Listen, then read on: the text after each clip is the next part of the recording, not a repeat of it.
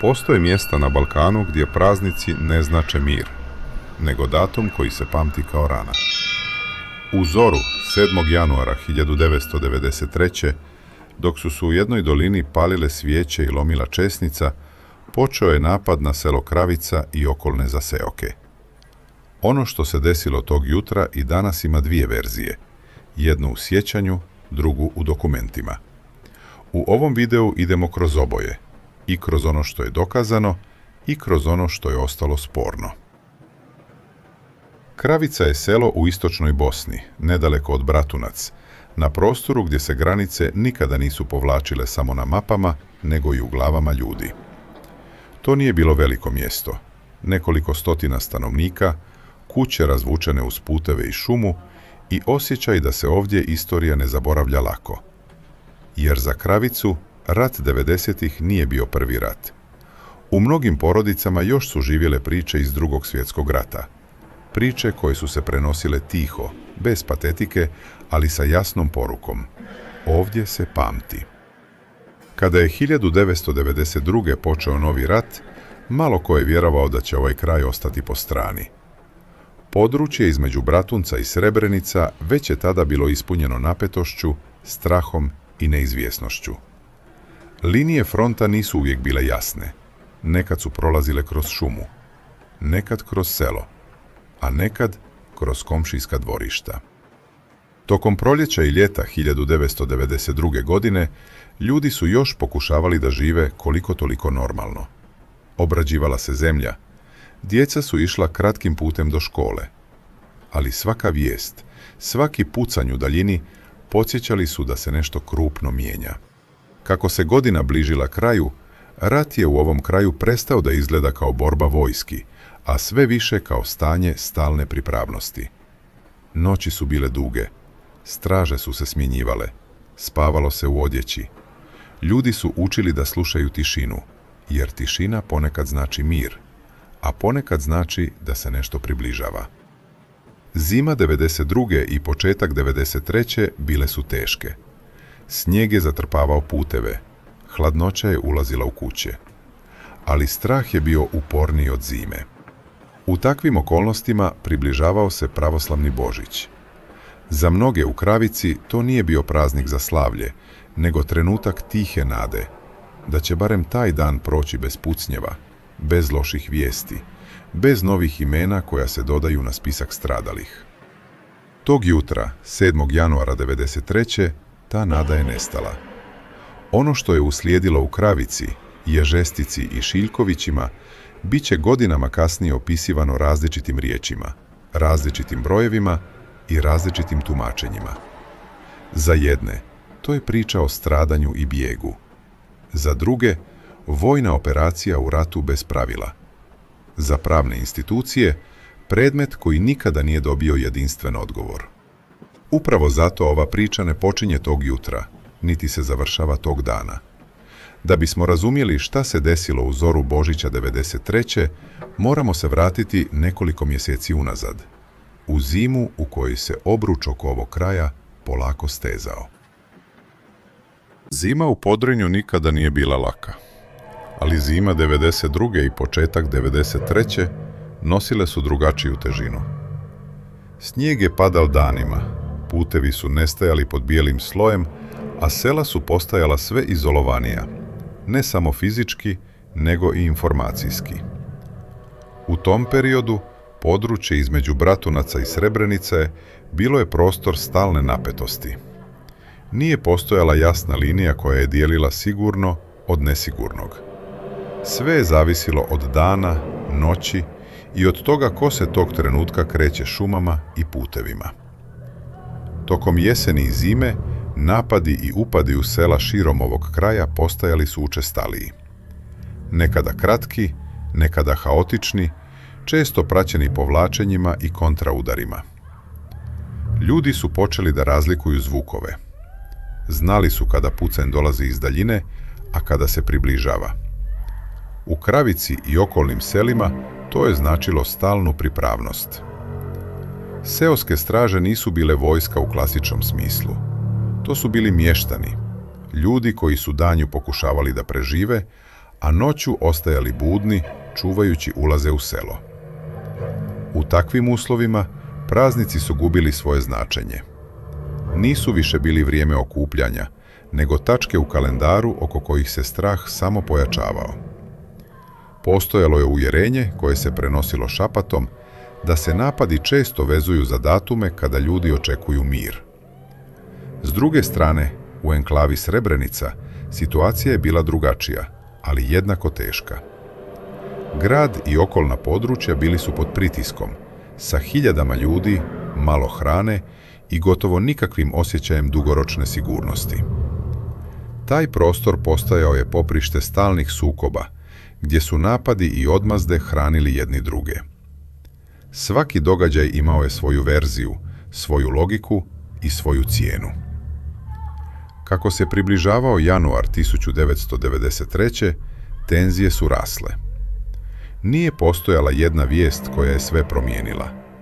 Nije postojao jedan znak upozorenja. Postojalo je samo nakupljanje. Dana, noći, straha i osjećaja da je pitanje vremena kada će se nešto desiti. U Kravici ljudi su to osjećali. Nisu znali datum, nisu znali pravac, ali su znali da zima rijetko prolazi mirno.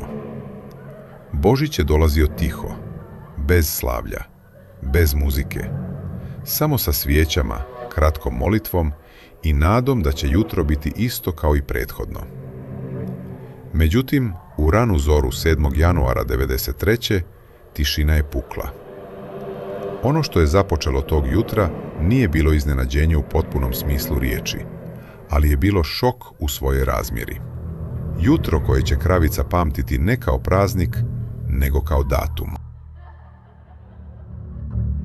U ranu zoru, na pravoslavni Božić, selo Kravica i okolni zaseoci našli su se pod napadom snaga koje su dolazile iz pravca Srebreničke enklave. Napad nije bio usmjeren samo na položaje seoske straže. Ubrzo se proširio kroz selo. Ljudi su ubijani u svojim kućama. Neki dok su pokušavali da pobjegnu. Neki dok su pokušavali da zaštite druge. Među žrtvama nisu bili samo naoružani mještani. Ubijani su starci, žene i djeca. Ljudi koji nisu imali gdje da se povuku. Prema svjedočenjima i kasnijim izvještajima, selo je tog jutra doživjelo masakr.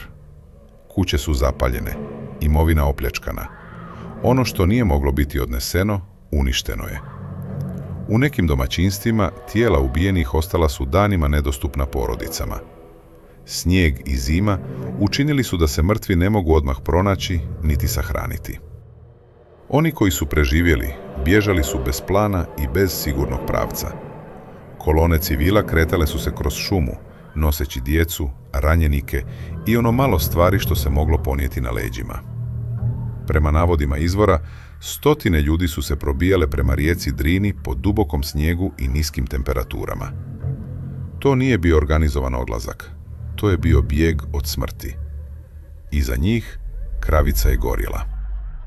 Tog dana selo je praktično prestalo da postoji u obliku u kojem je postojalo decenijama.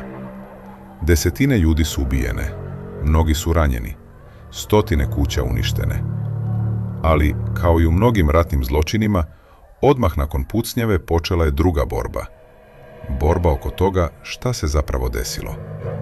Koliko je ljudi ubijeno? Koliko civila, a koliko naoružanih?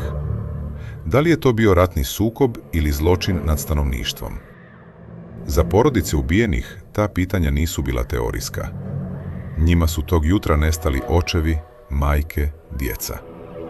A za institucije to je postao predmet koji će se godinama kasnije analizirati hladno, kroz dokumente, presude i formulacije.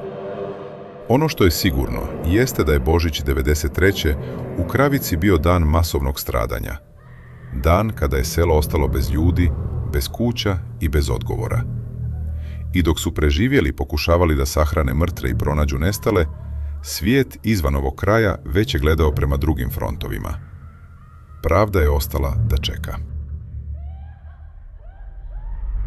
Kada je pucnjava prestala, u Kravici nije zavladao mir. Zavladala je tišina. Ona najteža, koja dolazi poslije masovnog ubistva. U danima i sedmicama nakon Božića 1993. počelo je sabiranje ostataka jednog sela. Pronađena su tijela, traženi su nestali. Sahrane su obavljene kasno, često bez potpunih informacija i bez odgovora na najvažnije pitanje. Ko je odgovoran? Brojevi su se razlikovali od izvora do izvora, ali jedno je bilo nesporno. Kravica je pretrpjela masovno stradanje. Ubijeni su civili, selo je spaljeno, stanovništvo je protjerano. Za preživjele, rat se to nije završio. Počeo je drugi krug patnje, onaj u kojem se smrt njihovih bližnjih pretvara u fusnotu. Godinama kasnije, pred međunarodnim sudovima, Kravica je postala dio šire slike rata u Podrinju. Dio predmeta, dio optužnica, dio statistike.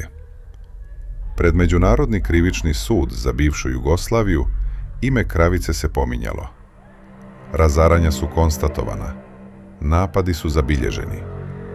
Ali, za masakr nad stanovništvom Kravice niko nije pravosnažno osuđen. Naser Orić, komandant snaga iz Srebreničke enklave, bio je optužen po drugim tačkama. Suđenje, prvostepeno osuđen, a zatim oslobođen. Sud je zaključio da nema dovoljno dokaza da se direktna odgovornost za ubistva u Kravici može pravno dokazati. Za sud predmet zatvoren. Za porodice nikada. Jer za one koji su tog jutra izgubili djecu, roditelje, braću i sestre, presuda nije bila pravda, nego poruka. Poruka da postoje zločini koji se mogu opisati, ali ne i kazniti. Danas, više od 3 decenije kasnije, Kravica se svake godine ponovo pojavljuje u januaru. U pomenima, u tišini grobalja, u imenima uklesanim u kamen. Ali izvan tog kruga sjećanja, ovaj zločin rijetko se pominje. Nije postao simbol, nije postao presedan. Ostao je zaboravljen.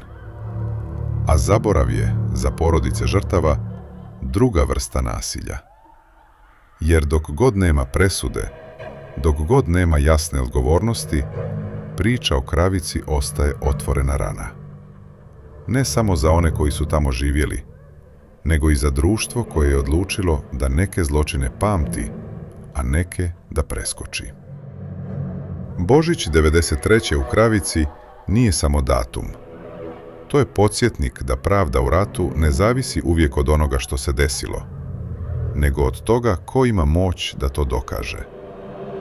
I dok god se ta moć ne preispituje, ovakve priče neće prestati da se vraćaju.